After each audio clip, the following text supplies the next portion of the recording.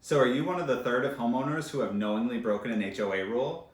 We'll find out we'll talk about where homeowners and HOAs bump heads the most. On this episode, we're also talking about Sherwin-Williams 2020 Color Choice of the Year, and Strafford County homes are getting more expensive.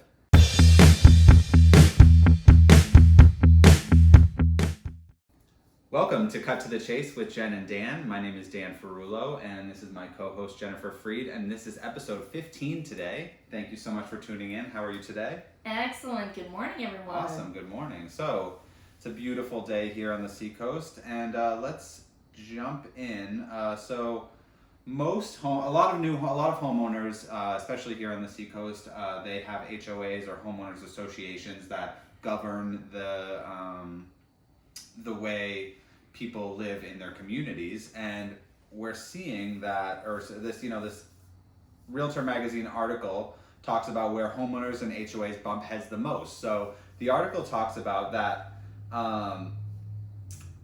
it seems as if nearly a third of the respondents to the survey that they did have knowingly broken an HOA rule, and 52% of these people say that they've refused to pay an HOA fine. So homeowners associations, let's see what the top most received fines are. So 43% have been getting fines for improper landscaping. And close.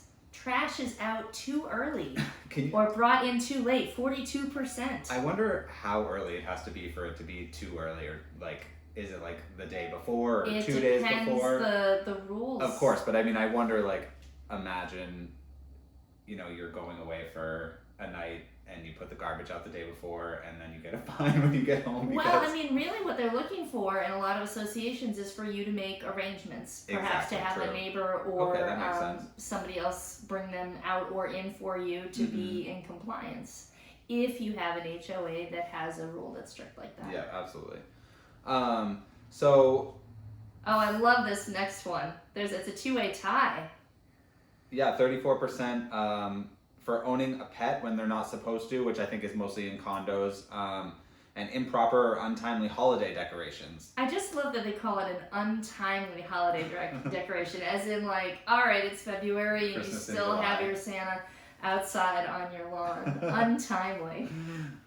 And 28% are getting fines for renting out rooms and speeding in the neighborhood. I feel like at least the speeding is a safety thing. 30% are improperly parked vehicles. Right.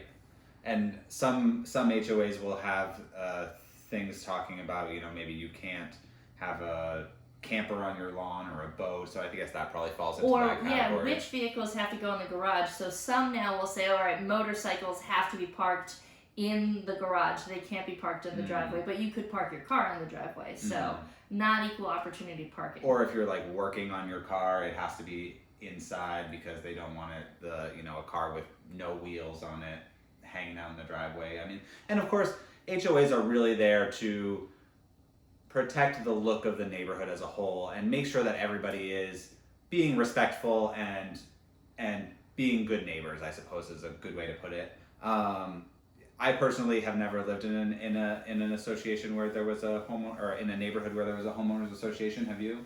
Well, I haven't, but I have a number of clients and friends who've had very positive experiences where things were very relaxed and everybody got along really well. There weren't any issues, down to legal issues and people really feeling like they were being legislated out of the house that they bought. It was their house on their land. So couple other things from this article.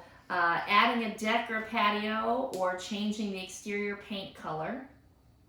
Adding a fence.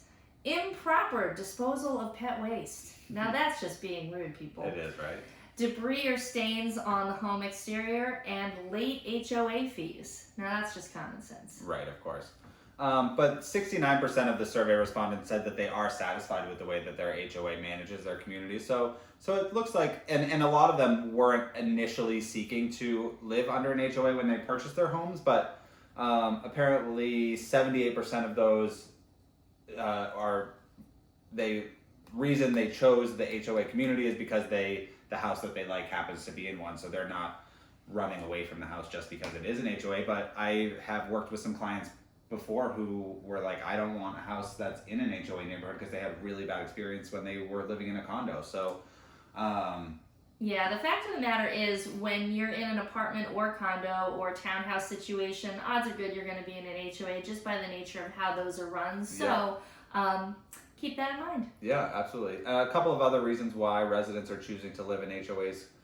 Increase safety to preserve the home's property value, which I think it usually does because they're making sure all the houses are kept up, and we certainly know as real estate agents that deferred maintenance is a big killer on property values.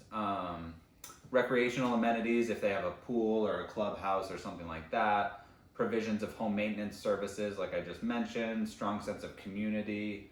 An established way to address community problems. So some people love HOAs, some people don't. Would love to hear if you've had any good or bad experiences with HOAs.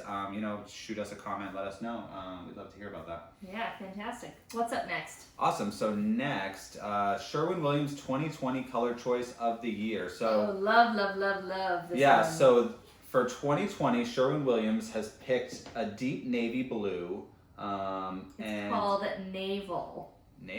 I really like the color, and the way they have it up on this article, and we'll post a link to the article, of course, is as the lower portion of some cabinets with a light either quartz or marble countertop and brass or gold fixtures, which looks really stunning.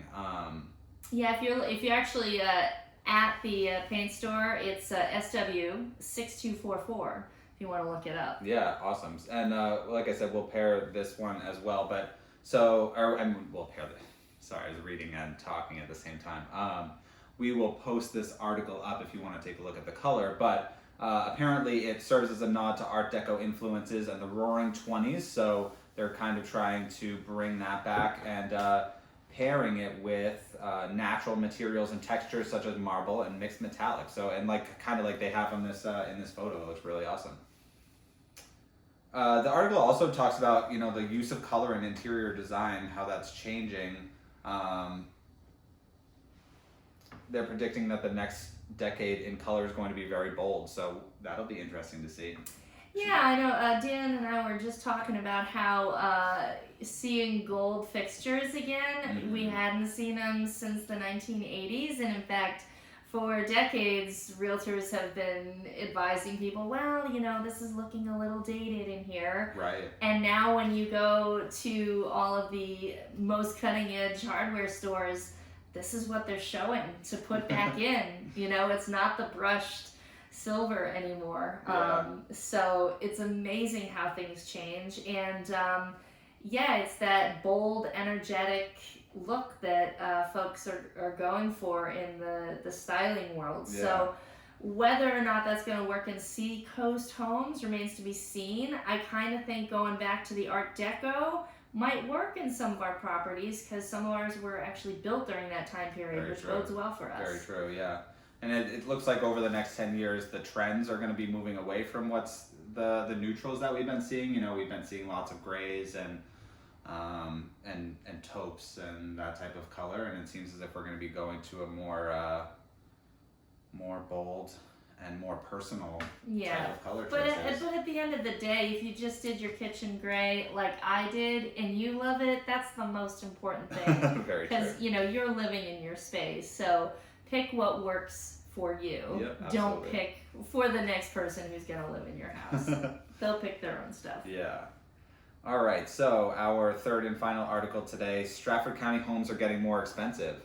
So August sales of single-family homes in Strafford County improved by almost 12% over last year. That's huge. And the median price has neared the $300,000 mark. So the median price of a home in Strafford County is $296,000, which makes it the third most expensive county in which to live in New Hampshire, behind Rockingham and Hillsborough. So Rockingham County median home price is $385,000. Hillsborough is $330,000. So we are really right on their heels. Yeah, absolutely. Which I didn't even realize. I mean, I guess now that I'm thinking of it, it does make sense. But I didn't even realize that we were getting up there so close to those other two counties. And I mean, I live in Strafford County. That's why Yeah, I think there's a lot of conversation about affordability in housing, and I think when we look at median home price, there is quite a lot of high-end building that has come up, and so that's really tipping home prices. Also, I think the prices of the existing homes we have,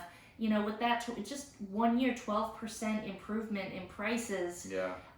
With homes selling with that kind of an increase, even a 1920s, little bungalow, Right. is quite a lot more expensive than it used to be. So it's really driving prices sky high and affecting affordability for everyone. Yeah. Well, and it tells you, and it shows that it's the sales volume in August was 60.5 million, whereas last year in August it was 54.2. So sales so the volume is up about $6 million. However, it's been fewer homes that have sold. So inventory, as we all know, has not really increased as much year over year, but the price of the homes has been increasing. However, and I think part of that is because of the homes that are in Strafford County, for the most part, are in that sweet spot of under 270,000, where a lot of the first-time buyers and a lot of the downsizers are trying to get into that price point. So we're seeing so many multiple offers, and I think we're still seeing that in the competitively priced homes, but I think it's just going to show that with the shift that we've seen in the market, that pricing your house in a proper manner now really benefits you, because people are not paying more than what people are not paying more for homes than they should, as they were maybe like a year or so ago. Market value is market value, and there is a concrete answer there that can be found. So if you're looking to sell, really get your good answers there. Yeah, exactly. Even though, and the article even mentions that even though the demand is high right now, if there aren't any offers coming in on a new listing, buyers who've been chomping at the bit, they're still seeing it as priced too high. So buyers are not stupid. They know what the prices of the properties should be, and they're willing to wait right now to make sure that they're getting, that they're not overpaying or what they view as overpaying. So. Yeah, if you know that you've padded your price by an extra $15,000 because you're hopeful somebody loves the house enough, all of the shoppers shopping for your house have been shopping all of the homes, and they know that it's $15,000 overpriced. Yeah. So. Yeah. Just take that under consideration. Yeah. Yeah, if you're a buyer who's out there searching right now and have been seeing homes that you think are listed too high, and you have not made an offer on it when you love the house, we'd love to hear about your experiences. So please shoot us a comment. We'll be sure to interact with you on the comments. So anything else you want to add today? No, I love these topics. Let us know what you're thinking. You can find us on Facebook. You can find us on YouTube. Instagram. Leave us a comment in iTunes. You can leave us a review. Oh yeah, review in iTunes, please. We would love that. Thank you so much. Thanks for tuning in, and have a great day. Bye, everyone.